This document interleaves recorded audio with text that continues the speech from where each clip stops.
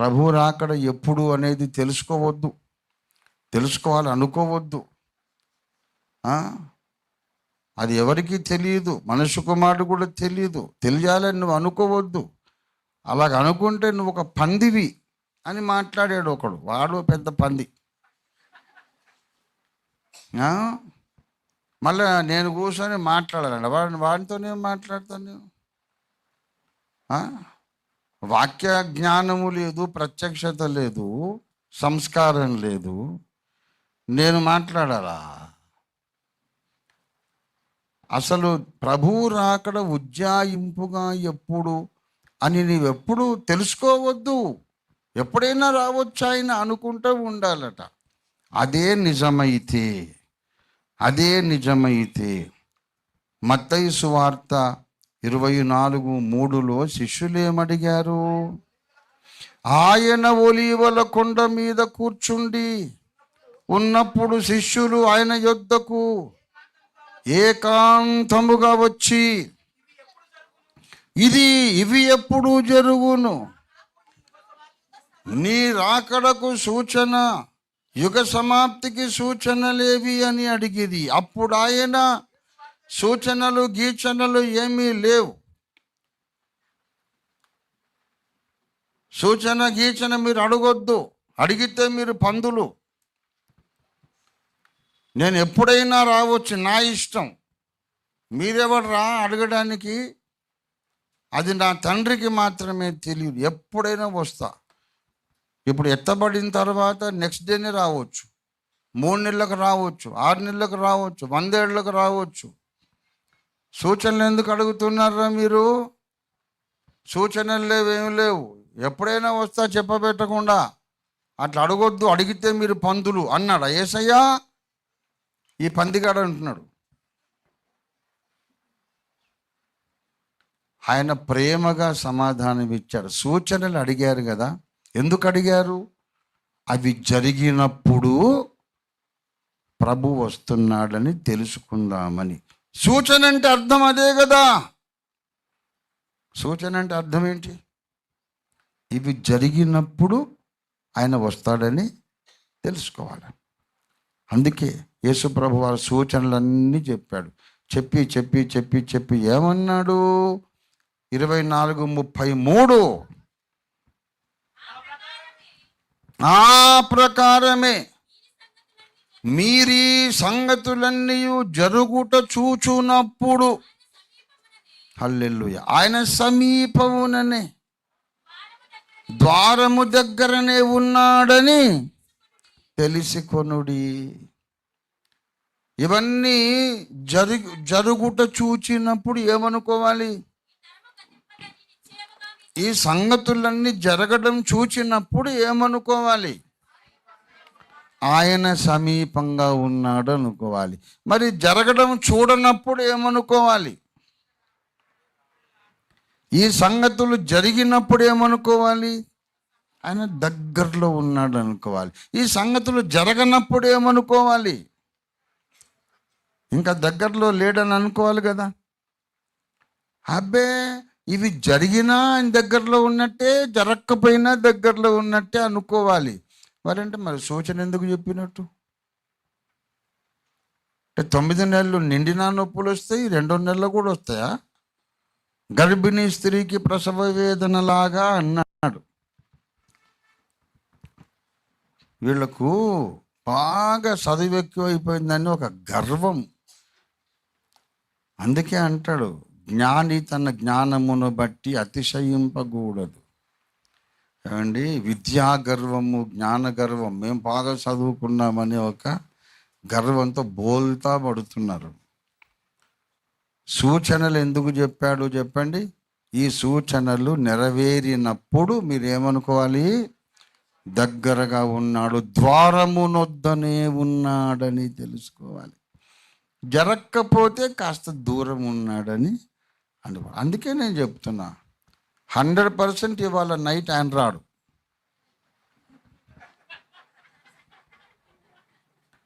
రాడంతే. అరే అట్లెట్లా చెప్తావు? చెప్పొద్దు కదా అంటే చెప్పొద్దు కదా ఏంటి? ఒకవేళ వస్తే అప్పుడు అడుగున్నాను. ఈ నైట్ రావు. ఎందుకంటే ఆయన రాకడకు జరగవలసిన సూచనలు ఇంకా జరగలేదు. దేవునికి స్తోత్రం కలుగును గాక. ఆ సూచనలన్నీ జరిగేదాకా ఆయన రావడానికి వీలు లేదు. ఎప్పుడైనా రావచ్చు అనేది నవమాసాలు నిండిన తర్వాత, అప్పుడుగా నొప్పులు ఎప్పుడైనా రావచ్చు. 9 నెలలు అయిపోయినాయి, ఇంకా ఎనీ మూమెంట్, రాత్రి పగలు ఎప్పుడైనా సడన్గా నొప్పులు వచ్చేస్తాయి. పెట్టకుండా ఆ గర్భం మోసే ఆ అమ్మాయికి కానీ వాళ్ళ అమ్మకి కానీ ఎవరికి తెలియదు. జాగ్రత్త అమ్మాయి, బరువులు ఎత్తబాకు, పైకెక్కి దూకడం అట్లాంటి పిచ్చి పనులు చేయబాకు, గమ్ముగా ఉండు, జాగ్రత్త, బెడ్ రెస్ట్ తీసుకో అని చెప్తుంటారు. ఏ టైంలో వచ్చేస్తాయో తెలియదు. 9 నెలలు నిండినాక. కానీ అప్పటిదాకా నొప్పులు రావు. అది ప్రకృతి విరుద్ధం. ఈ రాత్రి యేసయ్య రాడు, రేపు కూడా రాడు. నేను ఇస్తా గ్యారంటీ, కానీ నువ్వు పోవని మాత్రం గ్యారంటీ లేదు. మరి అది కూడా ఉంది సబ్జెక్ట్. ఆయన రాడు, రాకపోతే సరిపోయింది ఏంటి, మరి నేను పోతానేమో కదా. అప్పుడు ఇలాగా యేసు ప్రభు రాడేమో, ఇప్పట్లో రాడేమో, ఇంకో 5 ఏళ్ళు 10 ఏళ్ళ వరకు రాడేమో. కానీ ఇంకో 5 ఏళ్ళు 10 ఏళ్ళు నేను ఉంటానని ఏం గ్యారంటీ ఉందా ఎవరికైనా? లేనే లేదు. యేసు రాకడ కొరకు తప్పక నెరవేరవలసిన సూచనలు ఉన్నాయి, కానీ నీ ప్రాణం పోకడకు నెరవేరాల్సిన సూచనలు ఏమీ లేవు. నీ తల నెరిసినప్పుడు పోతావు, నువ్వు నడు వంగిపోయినప్పుడు పోతావు, నీ పళ్ళు ఊడిపోయినప్పుడు పోతావు అనేవి లేదు. 4 ఏళ్ల చిన్నపిల్లలు పోతున్నారు, యవనస్తులు, టీనేజర్స్, 25 ఏళ్ళ యవనస్తులు, 50 ఏళ్ళోళ్ళు, అన్ని వయస్సులలో మనుషులు చచ్చిపోతున్నారా లేదా? మన ప్రాణం పోకడికి ఏమైనా సూచన ఉందా? మీరు కొంతసేపు కనబడి అంతలో మాయమైపోయే ఆవిరి వంటి వారే. రేపేమి సంభవించునో మీకు తెలీదు. మనతో పాటు నిన్న మొన్న హ్యాపీగా కలిసి నవ్వుకొని, కలిసి భోజనాలు చేసి, జోకులు వేసుకొని ఆనందంగా గడిపిన వారు ఇవాళ మన మధ్యలో కొంతమంది లేరు. అయ్యో వెళ్ళిపోయారు అనుకుంటున్నాం. రేపు ఇంకొకడు నిన్ను గురించి అలాగే అనుకుంటాడు, అయ్యో ఆమె వెళ్ళిపోయింది అంటాడు. ఒకరి పట్టానికి నువ్వు దండేసావు, రేపు నీ పట్టానికి ఇంకోటి దండేస్తాడు. అది ఎప్పుడో తెలియదు. రాకడకు కొంత సమయం ఉండొచ్చు, కానీ మన పోకడకు మాత్రం ఏమీ గ్యారంటీ లేదు. మనం ఎలా బ్రతకాలంటే, ఈరోజే నాకు భూమి మీద ఆఖరి రోజైతే,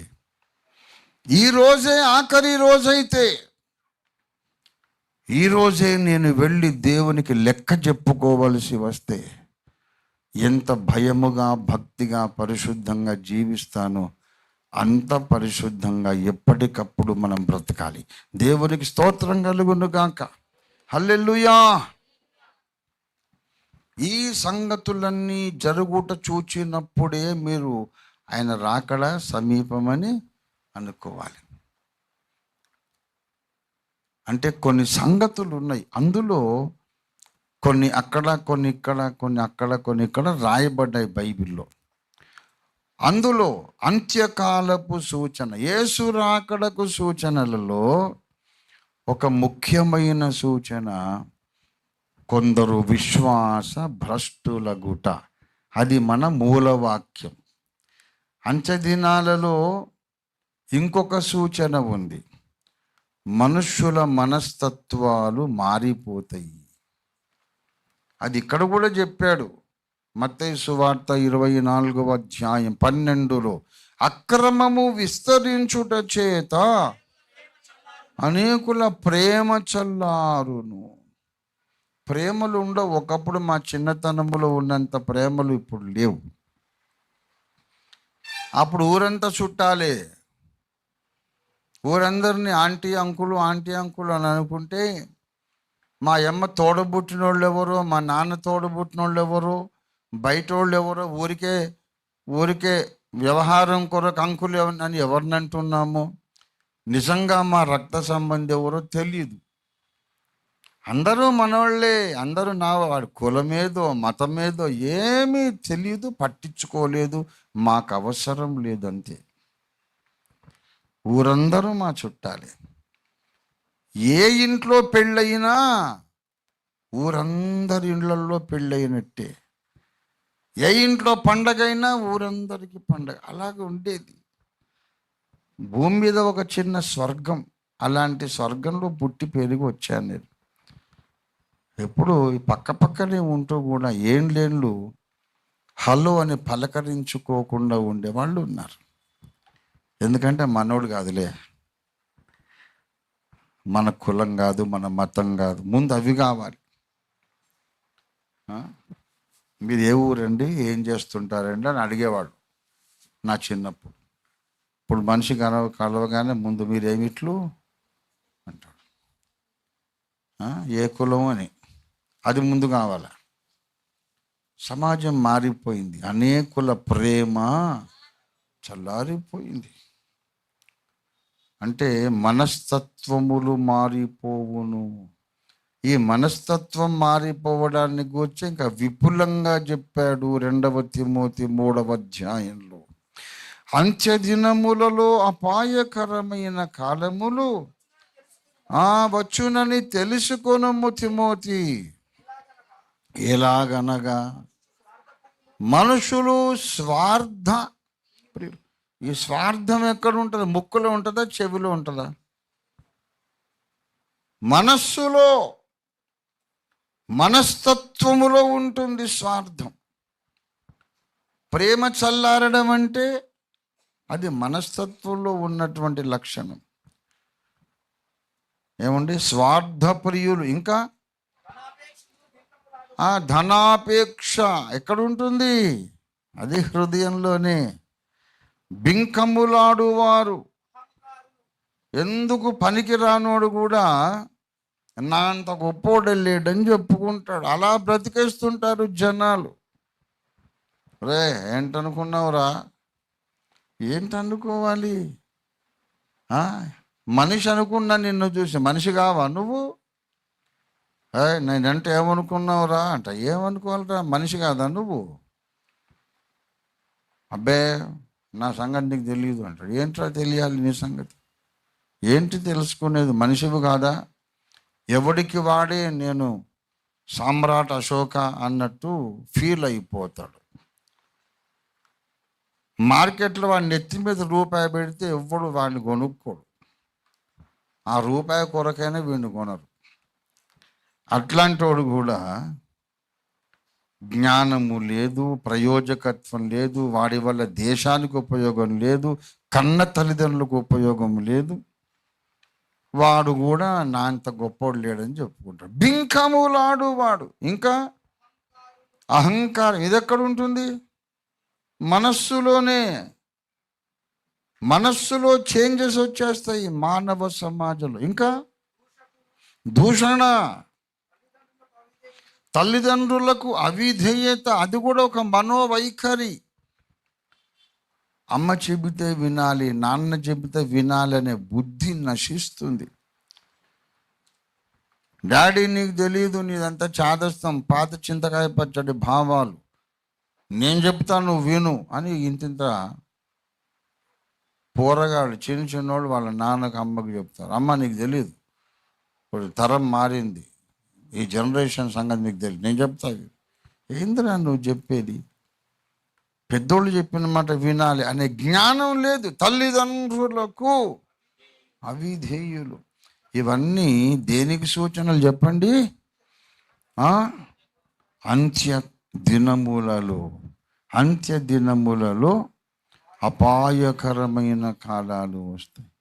కృతజ్ఞత లేనివారు, అది కూడా మనస్సులోనే ఉంటుంది. కృతజ్ఞత లేనివాడు అంటే కృతజ్ఞుడు, అది మనస్సులోనే ఉంటుంది. ఇవన్నీ మానసికమైనటువంటి దిగజారుడుతనం. అక్కడ కొంత రాయబడ్డాయి అంత్యకాల సూచనలు, అన్నీ ఒక దగ్గర లేవు. ఇక్కడ ఒక ఆధ్యాత్మికమైన సంగతి మన మూలవాక్యంలో రాయబడింది. అన్నిటినీ ముగించడానికి, అంతము పలకడానికి ఆది సంభూతుడు వస్తున్నాడుగా. ఆయన రాకముందు ఏం జరుగుతుందంటే కొందరు విశ్వాసములో నుండి తొలగిపోతారు, విశ్వాస భ్రష్టులగుదురు.